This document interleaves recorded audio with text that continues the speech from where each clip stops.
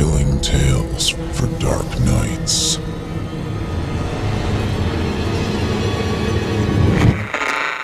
Want to make sure you never miss a Chilling Tales for Dark Nights video again? Be sure to subscribe and hit that bell to turn on notifications. This episode of Horror Hill is brought to you by Factor. With a schedule like mine and all these last-minute summer plans, I don't exactly have the time to prepare lavish meals.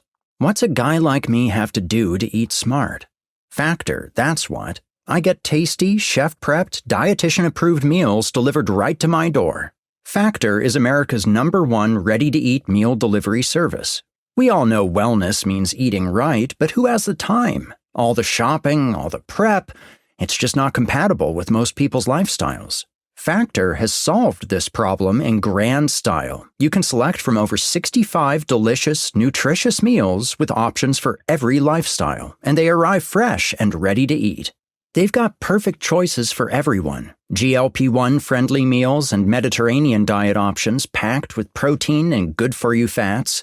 They've got Calorie Smart, Protein Plus, Keto, and more.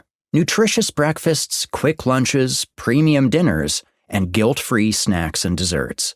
Eat smart at factormeals.com/horror50off and use code HORROR50off to get 50% off your first box plus free breakfast for 1 year. That's code HORROR50off at factormeals.com for 50% off your first box plus free breakfast for 1 year. Get delicious, ready-to-eat meals delivered with Factor. Offer only valid for new Factor customers with code and qualifying auto-renewing subscription purchase. The following program is a production of Chilling Entertainment and the creative team at Chilling Tales for Dark Nights and a proud member of the Simply Scary Podcast Network. Visit simplyscarypodcast.com to learn more about this and our other weekly storytelling programs and become a patron today to show your support and get instant access to our extensive archive of downloadable tales of terror. Thank you for listening and enjoy the show.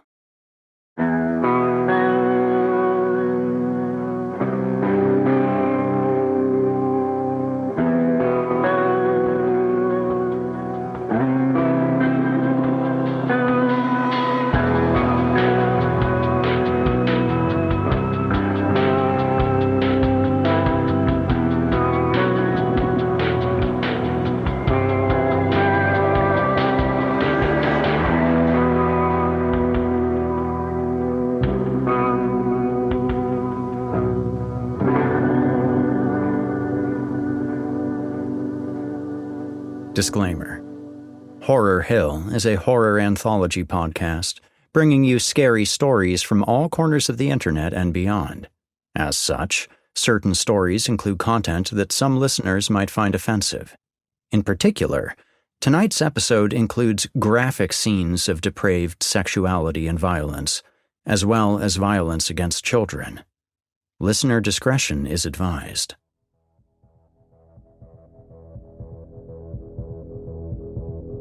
Hello there, listeners, and welcome back to Horror Hill. I'm Erik Peabody, your dutiful host and narrator, and tonight's episode features 2 stories for you from show regulars N.M. Brown and James Flynn, both celebrating the wonderful gifts that come with family. To begin, we have Red on the Rubik's Cube by N.M. Brown. In this story, our narrator is the father of an 11-year-old boy, Davy. Davy is going through some of the usual growing pains associated with leaving childhood, and his father is doing his best to nurture him while also preparing him for the cruelties of the outside world. As Halloween nears and Davy prepares for his last year of trick-or-treating, he tells his parents of a strange animal that's been watching him when he's outside. Of course, children are always imagining weird creatures, right? Then, we'll be reading The Colony by James Flynn. I'm going to leave the synopsis vague for this one, and I'll only mention that it involves a delivery driver that takes a very unfortunate detour.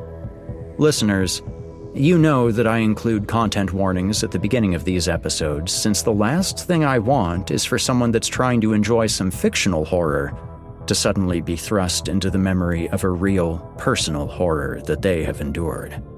I can say with some degree of certainty that this story features situations that you find people have almost certainly never encountered.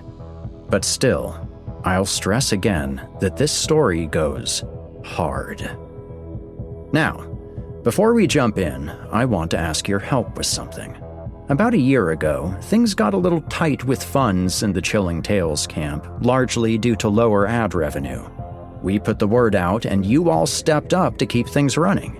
Unfortunately, ad revenue is down and production costs are up again, and we're asking for donations to keep the lights on while we weather this most recent storm. If you can, head to helpchilling.org and donate what you're able to, or you can become a patron at chillingtalesfordarknights.com and get ad-free shows. In any case, all of us here appreciate whatever assistance you can provide. Now, enough of that. On to the show. You're listening to the free edition of this program. If you'd like to help support Horror Hill and also remove these pesky ads, head to chillingtalesfordarknights.com and click Patrons in the upper menu to sign up today. You'll get instant access to hundreds of ad-free stories, so what are you waiting for? Also, if you're watching on YouTube, do us a favor and drop a like and subscribe.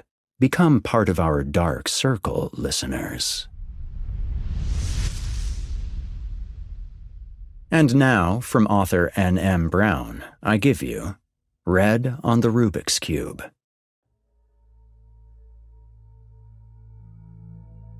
You know, I thought we were off the hook this year. I really did. We've always tried to make the holidays extra special for our son, Davy.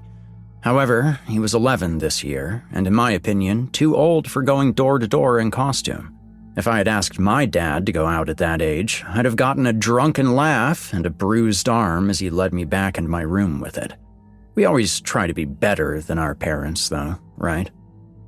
It didn't help matters that our son chose this stage of life to let his imagination run rampant. Most children outgrow things like the boogeyman and imaginary friends long before age 11. But not our Davy. For him, it was apparently all just getting started. It was difficult for me to understand at times, but I can't say I didn't envy him at other times. The family I was born into forced kids, boys especially, to grow up faster than was necessary. I suppose at the end of the day, I was happier with it being this way. That still didn't bring me much solace about trick-or-treating, though. Here it was, still weeks away from Halloween, and Davy demanded to be a Rubik's Cube. My wife, Val, was as crafty as the next mother was, but whether or not she had time to prove it was a different story.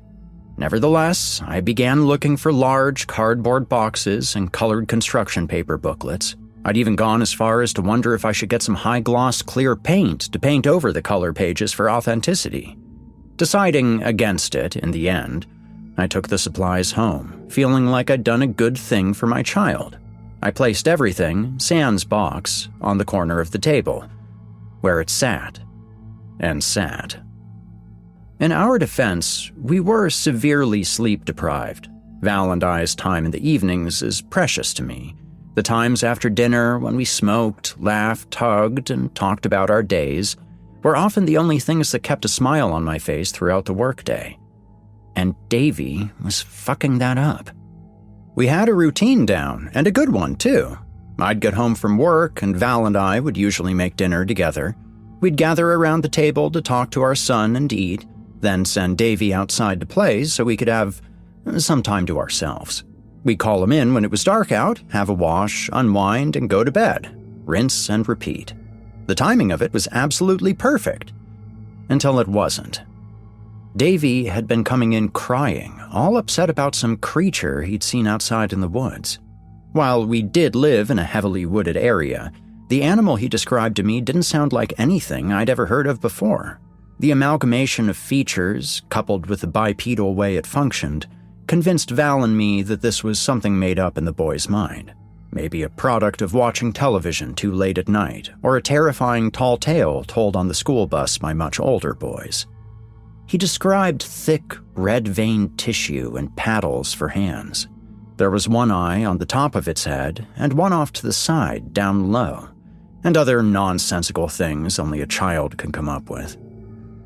I know my earlier statement about my son fucking things up seems cold or harsh, and I apologize for that. But you've got to understand that I put up with it for a long time before I hardened myself to a child's fears this way. We both did.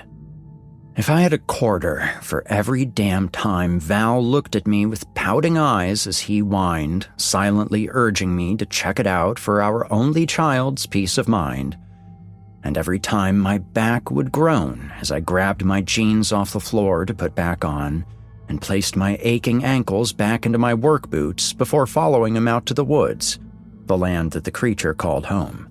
And every damn time, Davy's face fell with disappointment as if responding to an accusation unuttered into existence, because every time was the same.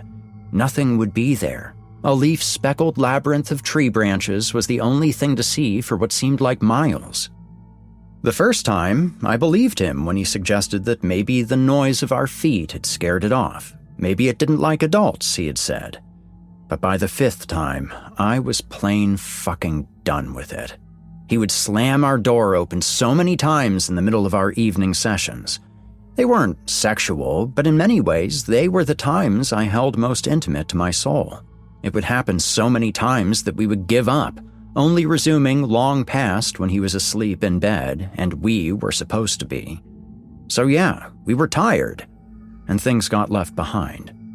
We tried to suggest that he stay inside entirely if he was so frightened, and he cried.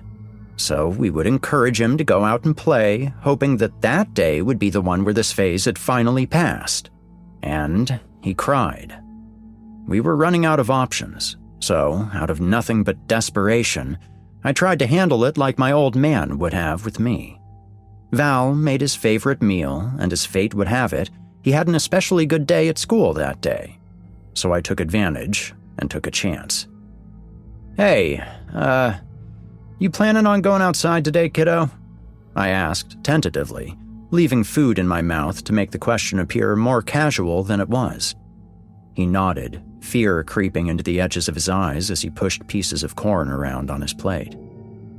Davy, hey, it's okay.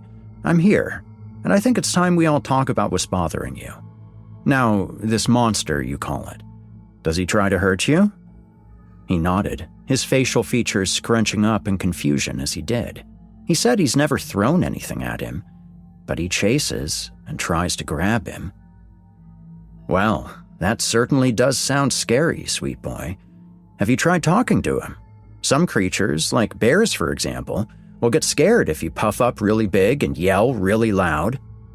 He winced at this, stating that if anything, it's the opposite. The monster roars at him in a voice that he can't compare to anything he's ever heard before. If he had to guess, he said it would be a cross between a hyena's cackle and a loon. Well, I'll tell you what, bud. I paused, gently placing my hand on his shoulder. You are our son, and you are loved. You don't have to be afraid of anything. But if you have trouble remembering that, there are ways you can protect yourself. Val cleared her throat to get my attention, but I shrugged it off. I figured he would rather feel empowered than scared, and with our boy's temperament, I knew he wouldn't take advantage of what he learned to be mean to other kids. It's just like the tale in the Bible about David and Goliath, or about the knight in the dragon books you loved when you were younger. You've always loved knights. Now, are you going to live in fear of the dragon, or are you going to go out there and slay it? I, of course, meant slay as in defeat and/or stand up to his personal fears. I thought it was obvious when I said it. He nodded excitedly, and Val gave a tight smile despite her disapproval. 2 evenings later, we were back to our evening routine without incident. We all seemed better rested, more productive, and in better moods. We tackled the Rubik's Cube as a family, with Davy gathering the colored pieces into their own piles, me taping the inside layers together, and Val gluing them to the sides of the box. The colors of sunset had begun to bleed into the sky, but when he asked us in a voice that would soon deepen due to age if he could go out and play, his mother told him yes. He shuffled into his bedroom for a few minutes before we heard the slam of the screen door close behind him. So I gave my wife's ass a squeeze, winking at her before dashing up the stairs like the teenager she still made me feel like inside. She followed behind soon after, and before we knew it, we were giggling into a pint of potato chip-sprinkled Ben & Jerry's while trying to find something on TV. Her laughter made the time fly by, and it was longer than I'd like to admit before we acknowledged the silence in the house, indicating that Davy was still outside. I tried to remain calm. However, Val had flown past me and was already taking the stairs 2 at a time. Her voice trailed softer and softer, and she ranted about how he'd never been late before, and that he knew he was supposed to come in as soon as it was dark outside.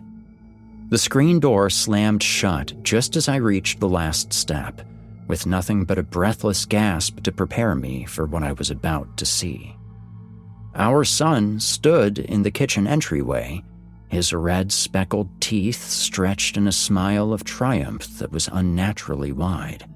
His shirt, pants, and shoes were dotted with blood.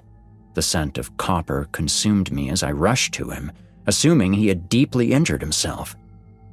"Oh my God, Dad! You should have seen it!" My voice trembled as I asked, "Seen what, David? Are you okay?" "Oh, yeah, I'm fine, guys. I did it, though. I finally did it." Let me take a moment here to say that the very worst I imagined had happened was that he had killed an animal, maybe a large cat, dog, God forbid, raccoon, or something else. So when he said he had defeated the monster, that was the very worst place that my mind went. Val flirted with conclusions that were much more vivid. She asked me privately if there was a possibility that he might have really seen a monster out there. Then, just as I was about to even hint at taking her seriously, she referenced the new movie about the father and daughter who kill the unicorn. If I were a teenage girl, I'd roll my eyes. Sadly, the fact was that blood came from somewhere, from some thing. Ultimately, we decided to tell him to get a bath and get ready for bed. Val made me promise to go out to the woods in the morning to see if I could figure out what it was he had injured, or most likely killed. We cleaned him up, with Val throwing his clothes in the washer immediately and me trying to scrub blood and bits of gore off our kitchen floor. Fucking kids.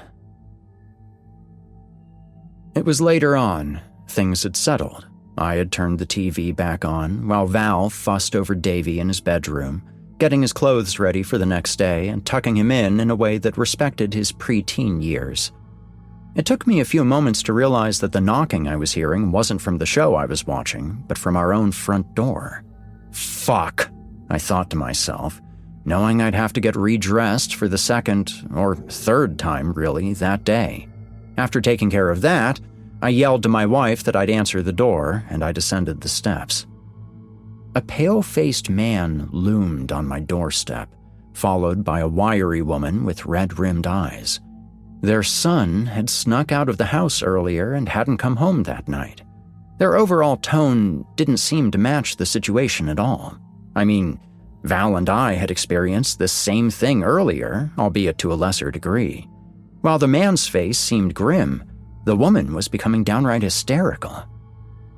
I told her that I hadn't seen any other children around besides my own, and that I was under the impression that there were no other kids around where they lived. I was happy to be proven wrong. My mind began to race with possibilities of sending Davy off to play dates and, even better, sleepovers, when the mother's shrill voice rang out. She said that we didn't understand, pleading with me to give her answers I thought I didn't have. The woman continued, saying that her son was disabled and had taken a liking to being outdoors for the first time in years. He was homeschooled, and they tried to keep him inside and in their yard only, close to where they could see and monitor him. Val put a sympathetic hand on her arm, asking what her little boy looked like, in hopes of helping canvass the area, which prompted the mother to break out in fresh tears. The man next to her, presumably the kid's father, pulled a picture out of his pocket, hesitating before handing it to us. His tone became even more solemn when he explained that the child was a victim of a vicious animal attack as a toddler and had to endure countless reconstructive surgeries. His voice quavered as he explained that they weren't able to save his ears or tongue. Mentally, he's all the same as any other growing child, but his physical disabilities were vast, and other children were always put off by his appearance. Val asked if they wanted to stay with us while we called the police, but they declined, saying that they were going to go look a little more first. They promised to let us know if they heard anything, and we promised to do the same. I hadn't realized Val was still holding the child's picture until they had long left the driveway. And it was that exact moment that Davy decided to come downstairs to see what all the commotion was. We told him not to worry about it and tried to send him back to bed, but he leaned in to hug his mother and froze, his eyes trained on the picture. And then he murmured 2 words that would change our lives forever. He pointed to the picture and with a gasp said, "The monster."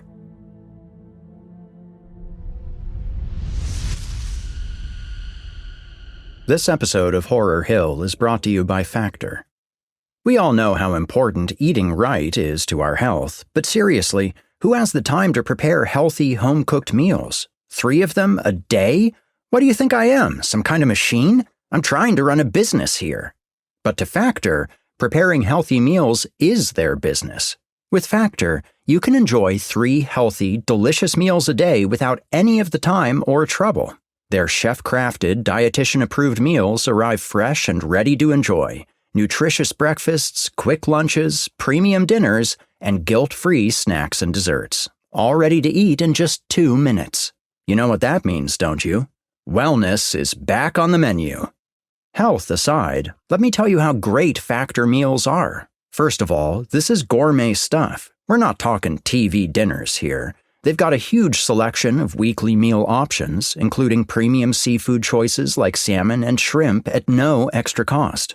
How about this one? Filet mignon with truffle butter over leek and potato mash with a side of rosemary carrots. Getting hungry yet? Keep in mind, too, that they've got selections for every lifestyle. Options like Mediterranean, Calorie Smart, Protein Plus, Keto, Vegan, and more. Whatever you're into, Factor meals make healthy eating a snap.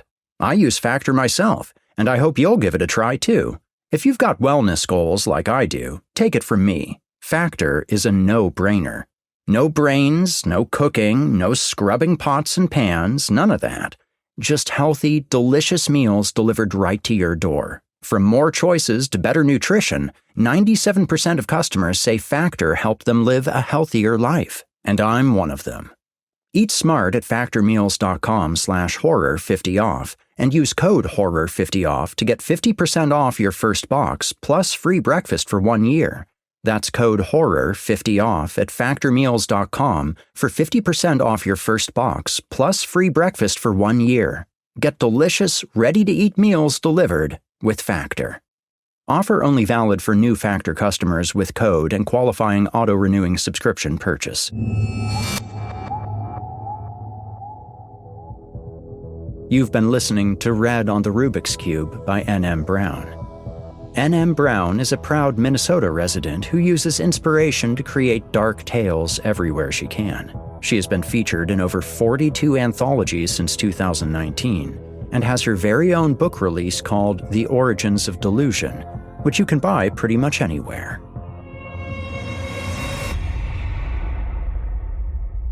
Finally, here's The Colony by James Flynn. Kith cursed himself as he pulled into the car park of the transport depot. He was late, and he hated himself for it.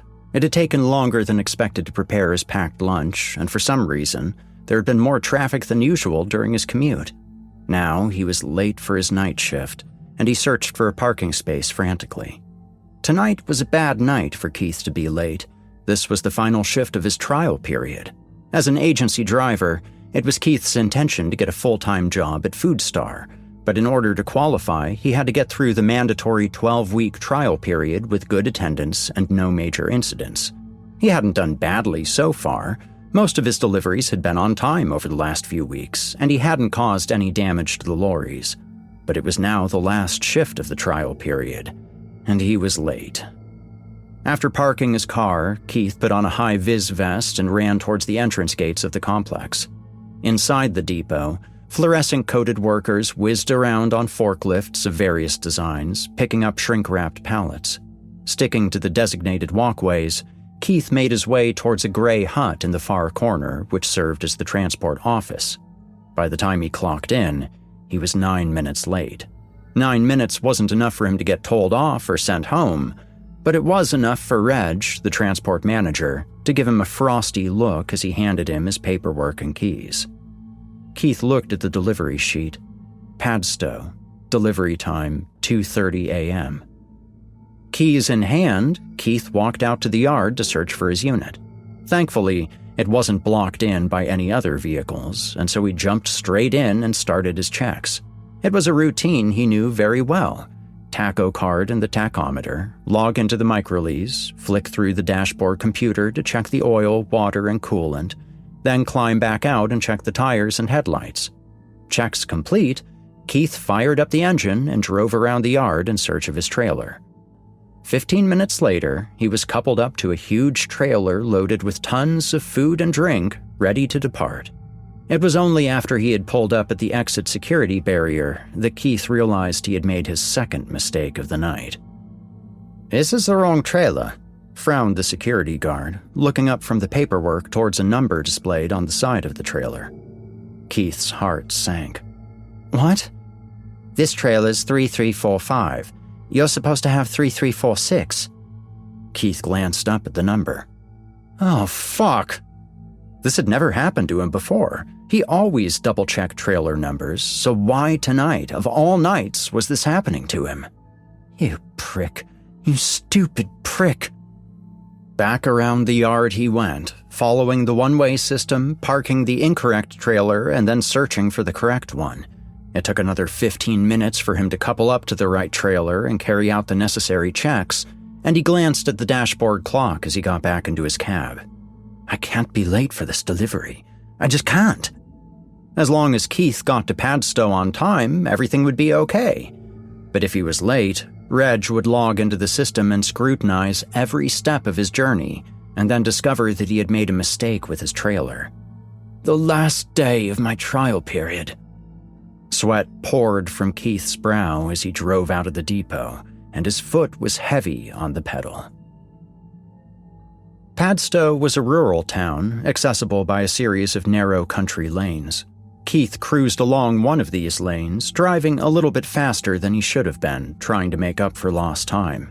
There wasn't that much further to go, less than 10 miles, and Kith reckoned he would get to the delivery point around 20 minutes late. Not ideal, but not a total disaster. That's what Kith told himself, until he reached the T-junction. Kith had delivered to Padstow many times, and so he knew that he had to turn right at the T-junction. This didn't seem possible tonight, though, because the turning was blocked by a rectangular sign which read, "Road closed." "Oh, fucking hell! What now?" Road closures were always nerve-wracking if you were driving a 44-ton lorry, even more so if you were in a rural area with tiny country lanes. The list of potential dangers was endless. Dead ends, width restrictions, low bridges, and so on. There was no traffic behind him, so he was able to pull over just before the T-junction in order to think about what he was going to do. The last thing he wanted was to speak to Reg, but it was unavoidable. In situations like this one, it was always best to get clearance from the transport office. Leaning over to the microlease, Kith put a call through. Reg's voice boomed from the door speakers. "Hello, Kith." "Reg, I'm on the outskirts of Padstow, and there's a road closure." A short pause as Reg traced his location on the system. Then, "You're at the T-junction, right?" "Yeah, but I can't turn right." Reg sighed. "Is there a diversion in place?" "No, just a road closure sign." "I don't suppose you can turn around?" Afraid not. What do you want me to do? What do you want me to do? Always pass the buck. Always avoid liability. Turn left. It's all you can do. According to the map, you'll rejoin the access road a few miles down. Clearance gained, Kith ended the call and turned left at the T-junction. The road was unlit and flanked by tall trees on either side. As Kith drove tentatively on, peering through the windscreen at the unfamiliar territory, his headlights created a green tunnel-like effect. The road seemed to get narrower a few miles down, and the lorry's wing mirrors began to scrape against overhanging tree branches. I shouldn't be driving down here, Kith mumbled, gripping the steering wheel with white knuckles. He had gained clearance from the transport office, though, and that provided him with a degree of comfort as he rolled along, taking each section of the road at a time. What's that? Kith hit the brakes. At first, he thought it was a speed bump, but Kith had never seen a speed bump like this before. The color was wrong. It had a pale, peachy hue, almost like flesh. Drawing to a halt, Kith engaged the parking brake and sat stationary for a while, squinting at the obstruction up ahead. Is that? Not quite believing what he was seeing, Kith switched off the engine and climbed out of the cab. Taking slow steps, illuminated by the lorry's headlights, Kith approached what appeared to be a long tangle of bodies. It stretched from one side of the road to the other, naked limbs woven together into a thick rope. The rope moved. Kith wailed, then jumped back. The people at his feet were alive, and they moaned and writhed against each other.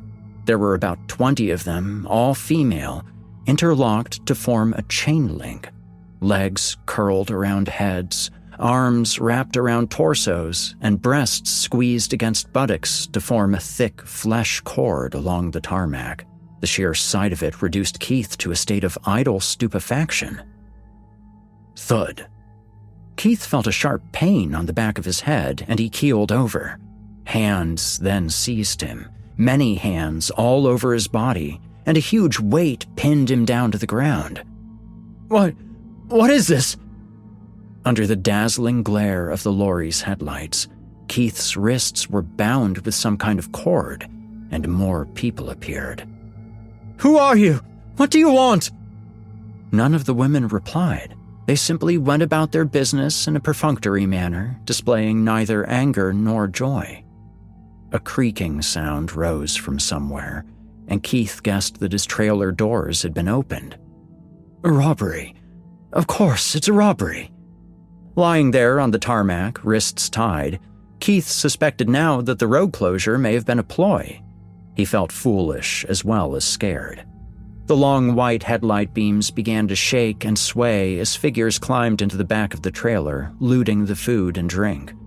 Kith was still pinned firmly to the ground, but he could see that another human chain had formed near the back of the vehicle, and boxes were being passed from one person to another. This second chain led towards the foliage by the side of the road, where a line of naked, disheveled women disappeared into the darkness. Kith didn't bother putting up a fight. He was vastly outnumbered, and he didn't get paid enough to risk his life. His plan was to lie there passively, let them do their thing, and then hopefully they would let him go. Hope is often tenuous, however. Kith felt himself being lifted into the air, and then he was passed along the sweaty backs and shoulders of another line of women, joining the flow of looted foodstuff. The lorry receded into the distance, and he bobbed above the phalanx of naked females, passed along with the endless supply of tinned beans, instant noodles, and jars of marmalade. There were more of them than Kith had realized. Passed from hand to hand, sliding along like an item on a conveyor belt, Kith could see that the line of women stretched deep into the shrubland which flanked the road.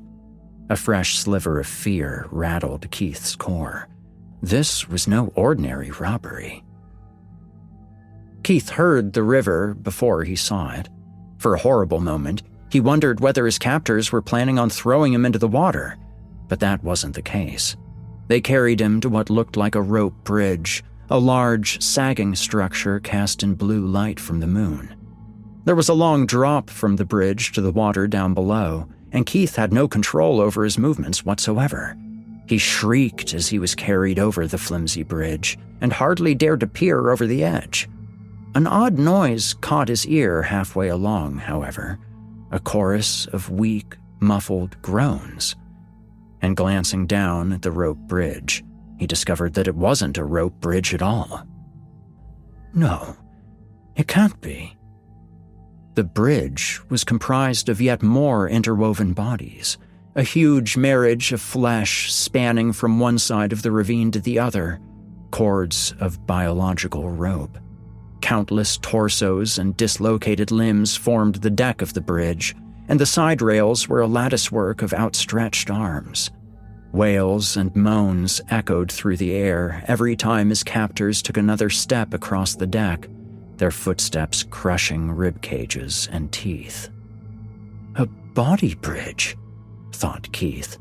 Something about it reminded him of a National Geographic documentary he once watched, but his mind was too scrambled and stirred to remember what it was. Over the body bridge they went, flesh on flesh, skin on skin, one trail of bodies over another, until they made it to the other side. The next obstruction came in the form of a barbed wire security fence. A dark blot ran up the side of the fence and over the top of it. Against his better judgment, Keith presumed that someone had thrown a roll of carpet over the fence. But of course, that wasn't the case.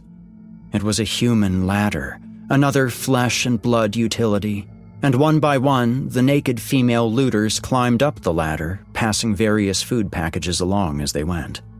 When it was Keith's turn, the many hands pushed him up the fence to the barbed wire summit, where mangled, dripping carcasses were stuck in the barbs. Blood dripped from open wounds, flaps of skin dangled from razor-sharp shards of steel, and clumps of hair protruded from chain links. On the other side of the fence, some of the sacrificial bodies were upside down, held in place by the barbs enmeshed in their bosoms and thighs. For an uncomfortable few seconds, Keith's body was also turned upside down as he passed over the summit of the fence, but his fall was cushioned by the carpet of hands down at ground level. A factory. The security fence had been put in place to protect a large factory, but the building now looked derelict to Kith. Rusty pipes and moss-covered windows formed its exterior, and the entrance doors were half obscured by long grass. Kith didn't like the look of the place one little bit. "Put me down! I've had enough! Just let me go! Let me go and I'll be on my way!" It was unclear whether any of his female captors could even hear him, let alone understand him. They seemed to be able to communicate and cooperate with each other efficiently using a range of grunts and sniffs, but Kith hadn't heard any of them using plain language. His protests were ignored, and they carried him down a grass slope towards the looming factory in the distance, passing him along with a flow of yogurt, apples, and cans of Spam. The factory may have been officially closed, but its interior bustled with activity. Scores of scarred, haggard women scurried to and fro under candlelight and torchlight, lifting things, moving things, sniffing things, and rearranging things. Each and every one of them was covered in a thick patina of grime and sweat, and their body language was mechanical. The stolen cargo from Keith's trailer littered the main floor of the factory, plastic packaging and cardboard boxes stretching as far as the eye could see.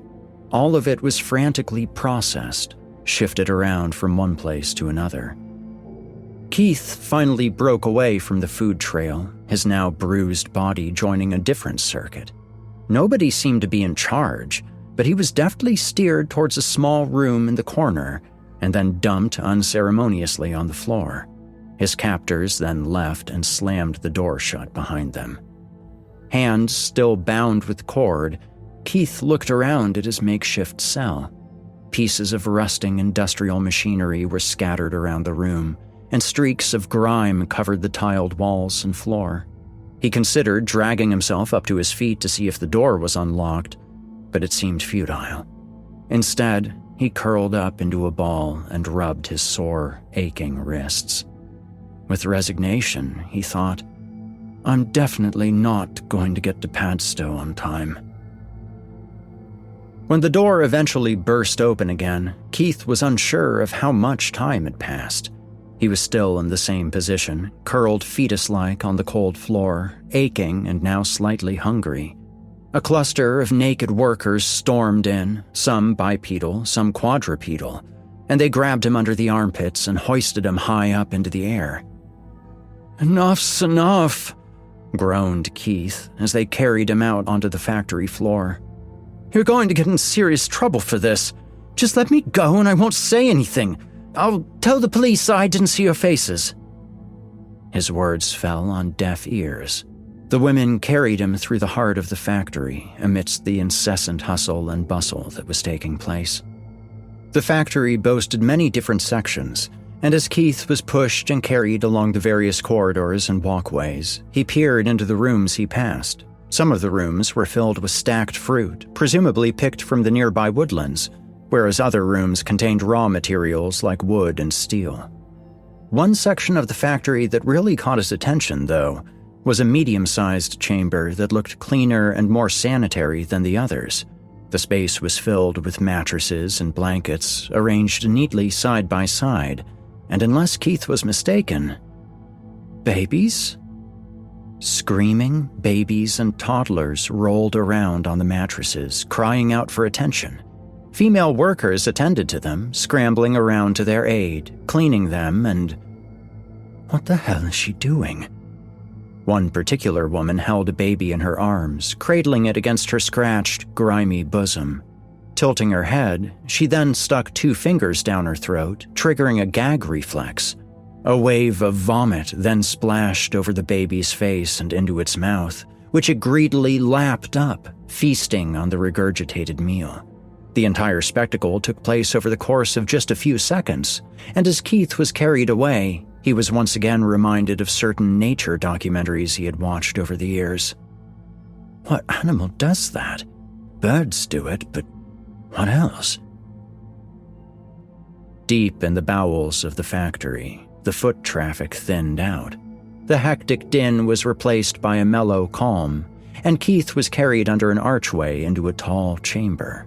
There was a raised section at the rear of the chamber, almost like a stage, and 3 huge mounds were visible upon it. These mounds, pale and pasty in the candlelight, were surrounded by piles of food and drink. As Keith was lowered before these mounds, his initial presumption was that they were piles of sand or rice. But then, to his astonishment, one of the mounds began to speak. "I hope he has good chains." Keith blinked, then squinted up towards the source of the noise. The 3 mounds were actually women, obese to the point of disfigurement.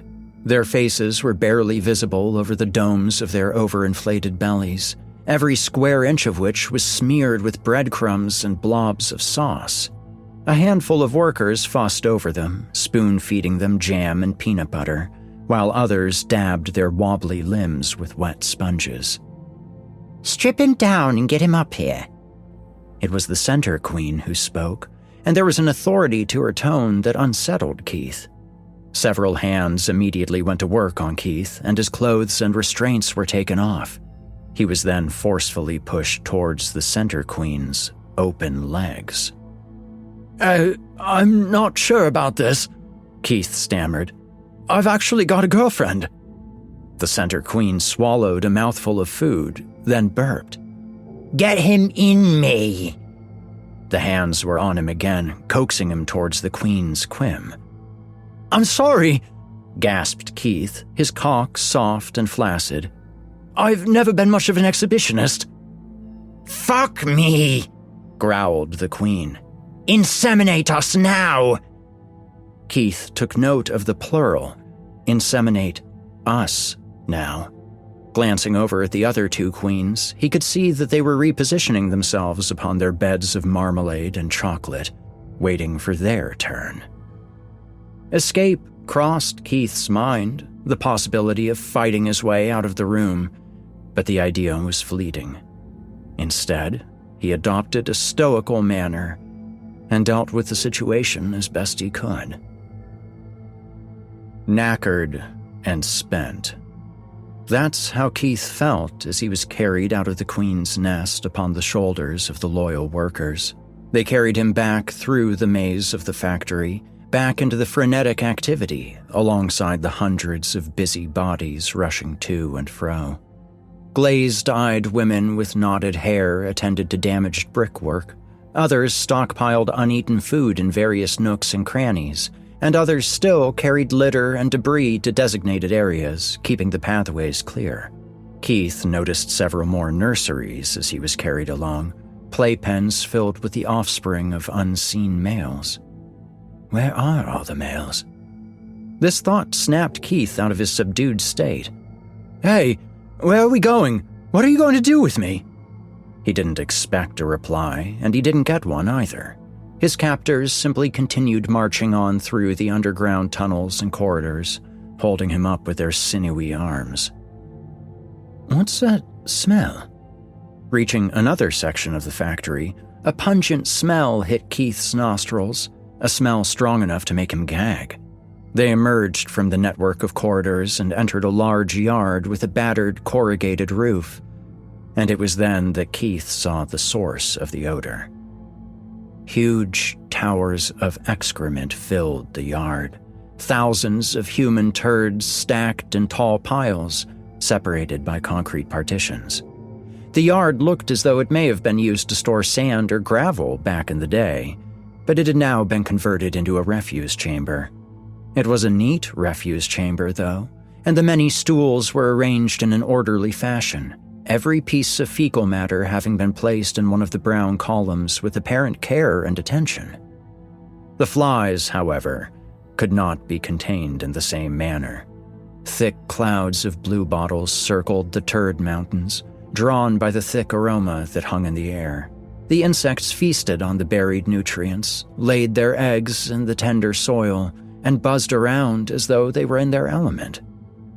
For a horrible moment, Kith wondered whether his captors planned to dump him somewhere in the refuse chamber, but they passed through without stopping. When they arrived at their destination, Kith regretted not having been dumped in the refuse chamber. They were now in a windowless room filled with carcasses. The first thing that Kith noticed was that the carcasses had been neatly arranged, rather like the excrement in the refuse chamber. The second thing he noticed was that the carcasses were all male. Well, that answers that question. Flies were present in this room too, as were rats. As Kith's captors stood around him, he noticed a large rat in the corner, chewing on a dead man's lips. So, you're going to kill me, is that it? You've got what you wanted from me, and now you're going to get rid of me? One of the women walked off towards a pile of bodies, retrieved a large knife, and then returned. Kneeling on the ground before them, Kith began to tremble. Look, why? Why are you doing this? You don't have to kill me. Why do you take orders from those fat, greedy slobs? Are they paying you? I've got money too. I'll pay you more. Kith's pleas were met with blank, apathetic stares. Why is this happening? Sobbed Kith. I was just trying to do a delivery. The knife came closer, then rested against the tender flesh of his neck. Oh, go on then, do it. Kill me. Do me a favor. Who really wants to be a lorry driver anyway? The mind spews up surprising things when someone's about to die. As the knife wielder took another step closer, preparing to make the lethal swipe, Kith found himself wondering what would become of his offspring. He had ejaculated into all 3 queens. 3 babies. Or 3 sets of twins. Or 3 sets of triplets. Or 3 sets of... Kith pushed the thought away. It was too grim to contemplate, too horrid to bear. He now welcomed the knife. One of the captors grabbed hold of his hair and pulled his head back. Go on then, give me death, sweet death, glorious oblivion. Keith felt a sharp pain on his Adam's apple as the edge of the blade penetrated his skin. But then, a roar. A mighty roar that shook the walls. A chorus of shouts, yells, and cries echoed through the factory. It was loud enough to cause Keith's captors to turn and run out of the room, and he was left there on his own, completely unshackled. Peering out through the doorframe, Keith could see a mighty ruckus taking place outside, a riot of fists and weaponry. A nest invasion. Keith was no genius, but he recognized an opportunity when he saw one. Scarpering from the room, he joined the carnage outside with the intention of finding his way out of the factory. The invading army, like the defending army, appeared to be entirely female. They possessed a different level of ferocity, however, and attacked the natives mercilessly. Nails sliced through skin, bricks landed on heads, steel pipes shattered rib cages, and ragged pieces of industrial machinery were thrust into jugulars. Keith wondered whether he was going to make it out in one piece, but to his surprise, he was mostly ignored as he edged his way through the warring crowds. Elbowing his way along, stepping over the wounded, he sensed that he was invisible to the invading female soldiers. He didn't know whether it was his scent or his appearance, but he seemed to possess some kind of invisibility. I've always been invisible to females. Maybe it's a good thing after all. Every square inch of the nest was under attack. As Keith navigated his way back to the main entrance hall, he saw food supplies scattered around and trampled upon, stacks of raw materials sabotaged, and decapitated heads tossed in the air. He saw the most traumatic thing of all, though, as he passed one of the nurseries. Moving along a passageway full of scrapping soldiers, cadavers littering the floor, Keith peered into a nursery chamber and saw a cluster of infants screaming and wailing on the mattresses. Their caretakers were absent, massacred outside, and they had been left to fend for themselves. As Keith was considering running to their aid, an invading female soldier ran into the nursery and picked one of the babies up, holding it tightly in her blood-soaked hands. "No," croaked Keith from around the doorframe. "No, don't." Holding the baby up in front of her, the woman opened her mouth and took a bite out of its thigh as though it were a piece of poultry. Keith covered his eyes and turned away. He had seen enough.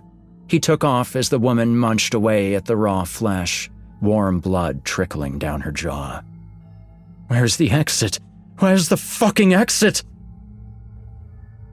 The factory had been reduced to an obstacle course of bones and blood, but Keith managed to get himself outside unscathed. The fresh air was a shock to his lungs, and for a good few minutes, all he could do was stand there amongst the overgrown grass, drawing in deep breaths. The invading army was winning, there was no doubt about it, and this was confirmed when a fresh bout of screams and yells echoed out from the factory behind Keith, followed by a marching procession of soldiers. With an air of triumph, a group of naked female soldiers emerged from the entrance doors of the factory, holding a huge heap atop their shoulders. Watching on from a short distance away, Keith could see that the heap was one of the queens. Her body was heavy enough to flatten a single soldier, but collectively, they managed to carry her outside. Slash marks covered the queen's body like a network of scarlet tattoos, and she was clearly dead. Once the procession had reached a sizable distance away from the factory, the soldiers scattered out from underneath the bulky, flabby corpse, and it thundered down to the ground in a wet heap. The same spectacle took place 2 more times, as the other defeated queens were brought out of the nest and dumped on the grass. Looking over at the slumped heaps, resembling a trio of beached whales, the first thought that popped into Keith's head was, "That's tragic, but at least I don't have to worry about child maintenance anymore." Keith was now definitely ready to leave, but the grassy slope leading to the security fence was blocked by a steady trickle of soldiers marching down. Visible under the chalky glare of the moon, Keith watched them all as they clambered over the fence, which had now fallen on its side, and made their way to their new home. It was Keith's intention to wait and let them all pass, and as he did so, he noticed some kind of struggle at the top of the slope. The new queen. Supported by dozens of upheld palms, guided along like a piece of sacrosanct treasure, the new heir to the factory throne made her grand entrance. She was easily as large as the ousted queens, maybe even larger, and a smug expression was spread across her round face as she entered the main doors of the factory. A short while later, once she was out of sight, the trickle of soldiers descending the slope thinned out, and Kith made his grand getaway. Terrain tends to look different on a return journey, and for this reason, Kith made a few wrong turns as he staggered around in search of the body bridge. He eventually found it, though, and prepared himself to cross back over it. The bridge looked more worn and flimsy than it had earlier, and Kith put this down to the large amount of foot traffic that had passed over it. Blood now dripped from the deck of the bridge into the river below, leaking from the multitude of soggy, mushed bodies. As Kith took tentative steps across the bridge, his footsteps caused loud squelching sounds, and gristle stuck between his toes. The human links in the bridge were no longer moaning and groaning, and Kith reckoned that all of the people were now dead, their limbs and torsos held in place by rigor mortis alone. Reaching the other side of the ravine was a relief, but Kith didn't hang around. Pelting back the way he had come, ignoring the stones and grit cutting into his bare feet, he made his way to the road. The lorry was still there, parked exactly where he had left it, headlights beaming away. How long have I been gone? Kith didn't know the answer to this question. It felt like an eternity, though. Looking around, he could see that the obstruction in the road was now gone, and nobody tried to stop him as he opened the driver's door of the cab and climbed in.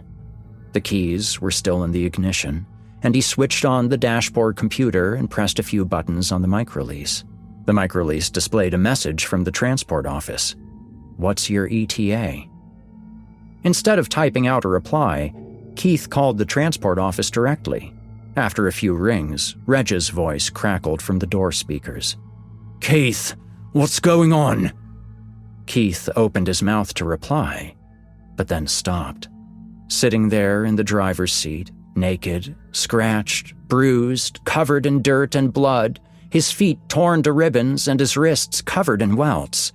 It was a job in itself for him to simply hold on to the remaining scraps of his sanity, let alone form a coherent sentence. Keith closed his eyes, took a deep breath, and then opened them again. "Reg, you're not going to believe this."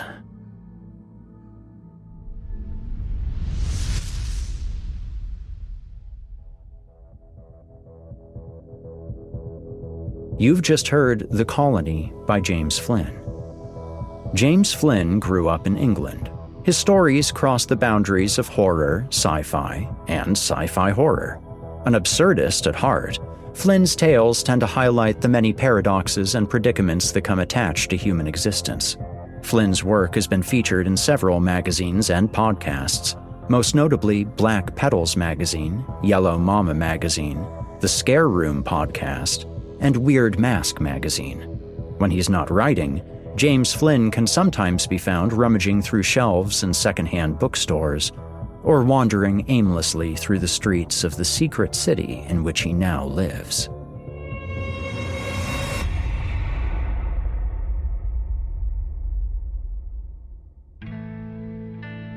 I mean, I fucking told you, right?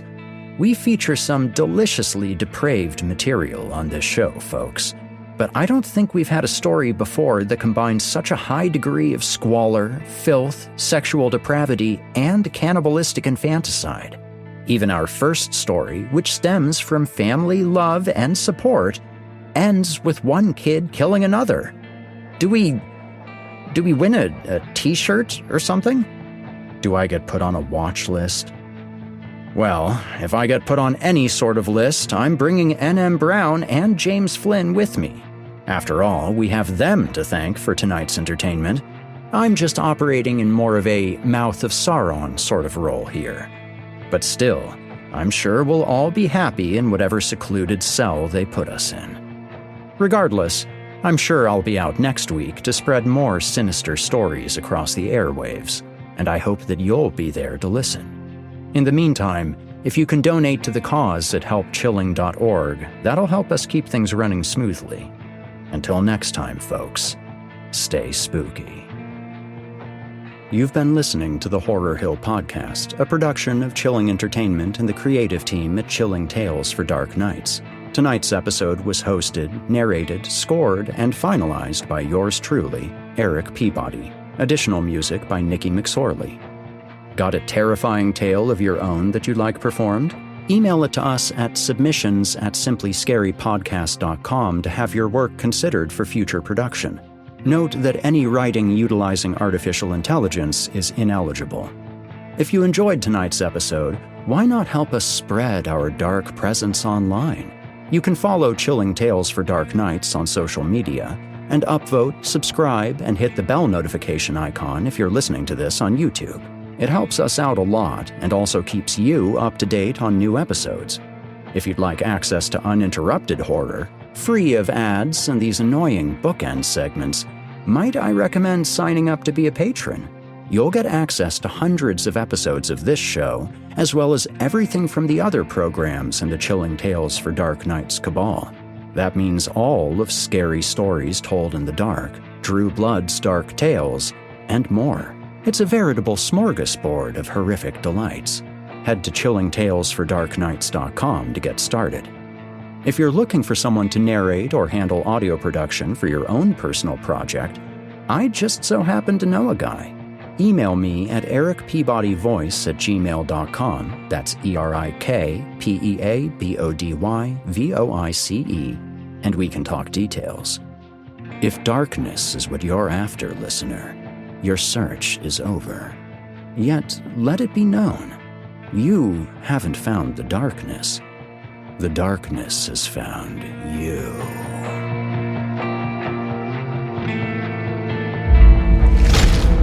Chilling Tales for Dark Nights.